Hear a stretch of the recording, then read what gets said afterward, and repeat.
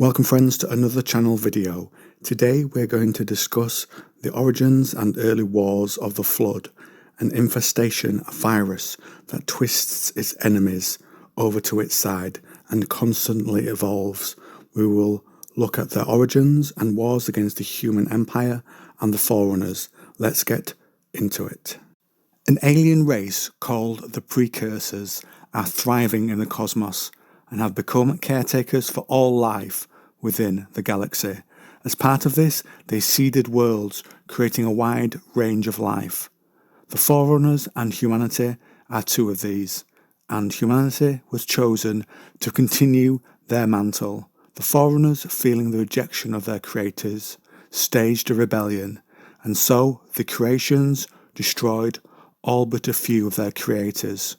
Some of the precursors that did escape transmuted themselves into dust, a form that would let them later retake their original forms, a form of stasis.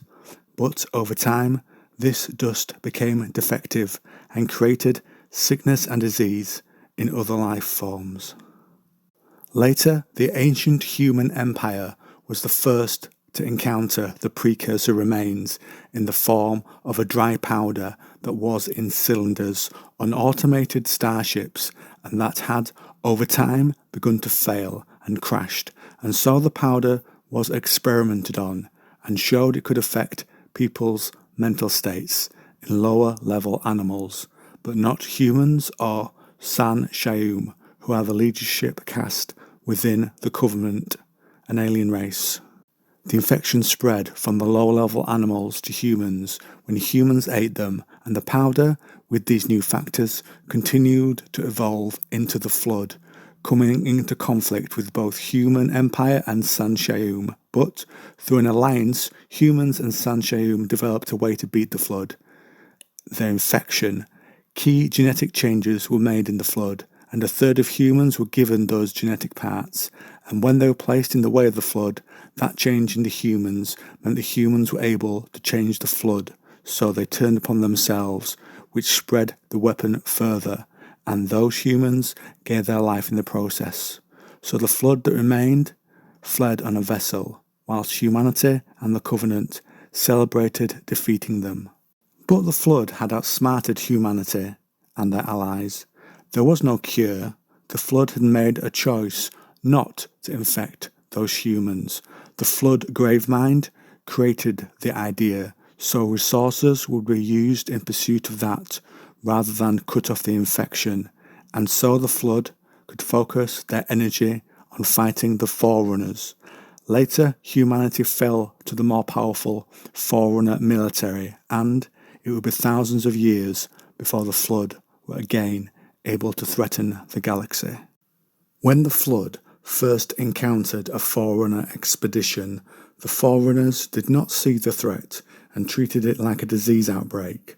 This allowed the Flood time to grow in biomass and intelligence. They used ships to strike at a Forerunner-held planet, bypassing the orbital fleet with civilian assets, and so infesting those planets. Their numbers allowed them to overrun the ground forces of the Forerunners and to succeed without using basic battle tactics, but instead overwhelming numbers. Every Forerunner that faced them was potentially also someone that would join them. So bombarding their own planets from orbit was the desperate order given by the Forerunners. Some areas of dense population would end their own lives rather than be infected, ending the Flood's food source in that way. So the Forerunners changed tactics and used their ships to destroy the primary star in a system, and when it went supernova, it would destroy the infested worlds that orbited the primary star. But the Flood continued to move from system to system, bypassing a direct fight with the Forerunner ships. They reached a point where they could create grave minds, did the Flood. This is when a creature is created that functions as a hive mind for the Flood. There can be many of them, and with their computational capacity, it allowed them to outthink the Forerunners As part of this, they began to use precursor technology that is called star roads that could warp space and time to destroy Forerunner ships and hold them physically, preventing their escape into slip space. The halos were created to be a solution to the flood, but a final one. The Forerunners had the responsibility of protecting life. The original halos were tested, and Installation 7 destroyed all living beings on its target planet. Now each halo network has a range of 25,000 light years in every direction. It releases energy that destroys the nervous system of every life form it reaches, except for those on Forerunner shield worlds and outside its range. But this test unleashed a primordial from its prison, an older grave mind. The primordial is a being of great power and a precursor, an advanced race that were around before the Forerunners and in fact created them, and it was brought to a halo for study. There it was interrogated for 43 years by an AI, Mendicant Bias, and then the halo disappeared. Bias had been corrupted by the primordial by convincing the AI Bias over those years that the Forerunners were arrogant to prevent the evolution of the flood.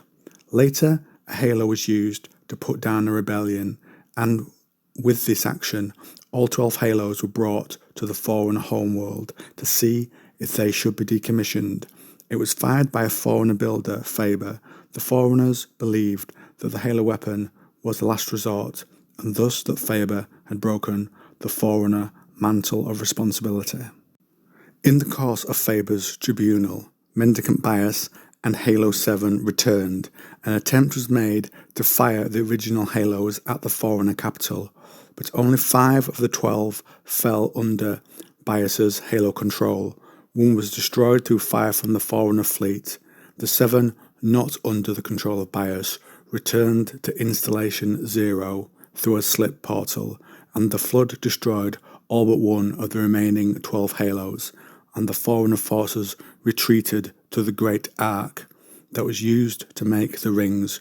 When another attack was about to happen, the Isodidact, Supreme Commander of the Forerunner war effort, escaped to Installation 0, which is outside the galaxy and thus safe from the halo's effects. He then sends collections of living beings to their respective installations on life-worker vessels to be preserved.